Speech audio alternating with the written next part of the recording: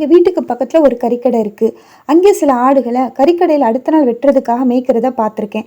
ஆட்டுக்கு தெரியாது நாளைக்கு நாம் கறியாக போகிறோன்னு. அது தெரியாமல் புல் மேய்ஞ்சிட்டு இருக்கோம். அந்த ஆடுகள் எல்லாம் அந்த மேய்க்கிறவங்க கூப்பிட்டா வராது. ஏன்னா அந்த நபர்கள் எல்லாம் உண்மையான மேய்ப்பன் இல்லை, கூலிக்காக வேலை பார்க்குறவங்க. இன்றைக்கும் இந்த உலக வாழ்க்கையில் நல்ல மேய்ப்பனை விட்டு பிரிஞ்ச ஆடுகள் நிறைய உண்டு. உலக ஆசீர்வாதத்துக்காக பிசாசின் தந்திரத்தால் மெய்ப்பனின் சத்தத்தை மறந்து போன இல்லாட்டி அசட்டை பண்ணுற சில கூட்ட ஆடுகள் திரியிறத நம்ம பார்க்குறோம். ஏசு கிறிஸ்து சொல்கிறாரு, நானே நல்ல மெய்ப்பன். நல்ல மெய்ப்பன் தன் ஆடுகளுக்காக ஜீவனையும் கொடுக்கிறான். ஏசு சொன்னது மட்டுமல்ல, நமக்காக ஜீவனையும் கொடுத்து பிசாசின் பிடியிலிருந்து நம்மை மீட்டிருக்கிறாரு. மெய்ப்பனின் சத்தம் இன்னைக்கு திரும்புகிற இடத்துல எல்லாம் கேட்க முடியுது. ஆண்டவருடைய வார்த்தைக்கு பஞ்சம் இல்லை. ஆனாலும் கேட்கக்கூடாதபடிக்கு காதுகளையும் காணக்கூடாதபடிக்கு கண்களையும் உலக ஆசீர்வாதத்தையும் பொய்யான அன்பையும் அனித்தியமான சந்தோஷத்தையும் காட்டி அநேக ஆடுகளை பிசாசு ஏமாத்திட்டு இருக்கான்.